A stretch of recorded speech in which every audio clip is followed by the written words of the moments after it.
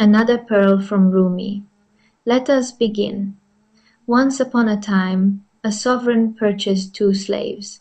Driven by a desire to discern the hidden depths of their intellects and the purity of their hearts, he chose to converse with the first slave before all else. The first slave spoke with a profound grace. His answers to the Sultan's inquiries carried a weight of wisdom that ordinary minds could only grasp after long, arduous contemplation. Finding this servant to be perceptive, brilliant, and blessed with a silver tongue, the Sultan was deeply pleased. He then summoned the second slave to his presence. When the second slave approached the throne, a stark affliction revealed itself. A heavy, unpleasant odor escaped his breath, and his teeth were darkened and decayed from neglect. Though the Sultan recoiled slightly from this grim exterior, he remained intent on unveiling the mysteries of the man's unseen nature. Seeking to fathom the secrets locked within his soul,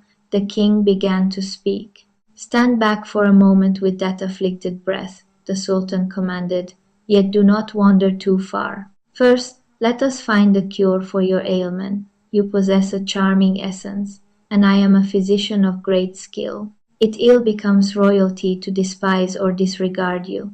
Sit yonder, weave a tale or two, so that I may measure the heights of your intellect." Then, turning to the first slave, the Sultan said, "Go now, seek the bathhouse, and cleanse yourself thoroughly." As soon as the first servant departed, the Sultan turned his gaze upon the remaining slave, intending to put his character to a treacherous test.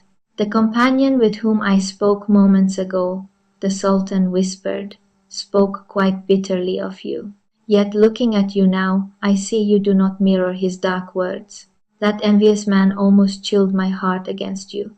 He claimed you are a thief, an untrustworthy soul who drifts among the wicked, a man devoid of virtue. Tell me, what say you of him?" The second slave, far from being shaken, looked up at the king and replied, "I cannot call a man of such fair thought and truthful speech a liar. On the contrary, hearing his words, I must reflect upon myself. Perhaps I truly harbor these flaws within my nature and remain blind to them. My Sultan, he may have glimpsed a multitude of faults in me that I have yet to perceive."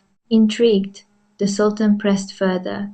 "Just as he unveiled your hidden flaws, it is now your turn. Reveal his defects to me." But the slave's eyes shone with a quiet light as he answered, "My king, he is truly a companion of my soul.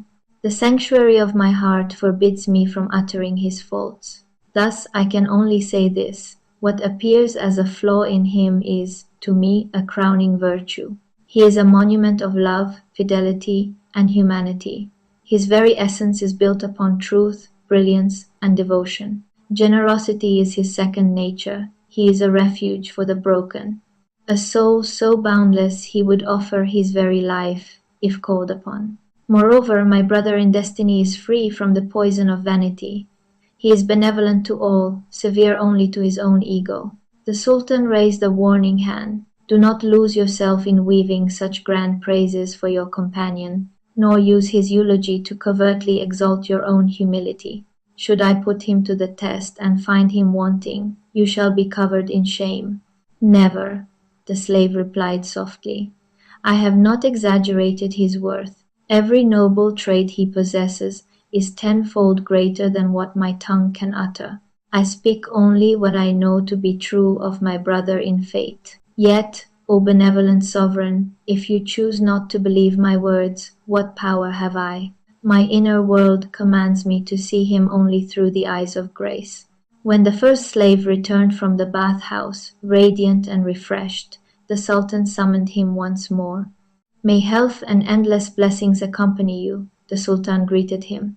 "Yet how wondrous it would be if those dark traits your companion spoke of did not reside within your soul.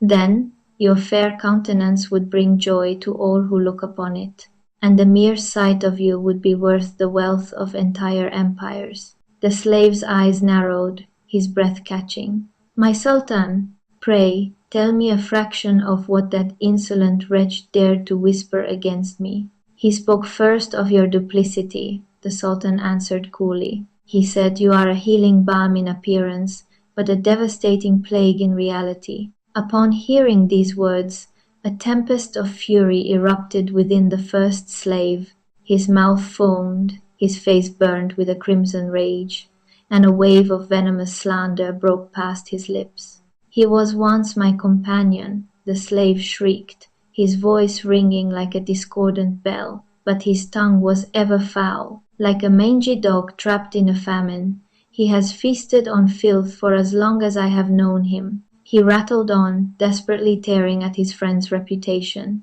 and in doing so, he unmade himself, pouring out the ugliness hidden within his own spirit for all to see. Finally, the Sultan raised his hand, cutting through the tirade. "Enough," he commanded. "Through this crucible, the veil has lifted, and I see the vast chasm between you two. His breath carries but a fleeting physical affliction, but your soul is decayed. Stand back, O corrupted spirit. From this day forth, your companion shall be your master, and you shall bow to his command. Learn from him grace, humanity, and the art of speech. Take heed of his virtue, and purge yourself of suspicion and envy. Encumbered by such malice, you are like a drowning man with a heavy boulder lashed to his waist with such a weight. You can neither swim across the currents nor walk upon the earth." The slave who nurtured beautiful thoughts for his brother was elevated to the pinnacles of virtue, showered with both material and spiritual grace. But the other, who succumbed to dark suspicion and blinding wrath without seeking the truth, fell from grace, drowning in the abyss of his own undoing. O mankind, do not be beguiled by mere exteriors. What radiant jewels lie buried within ruins, and what rot festers behind walls of crystal. To touch the true essence of reality, one must first dismantle the veils of appearance.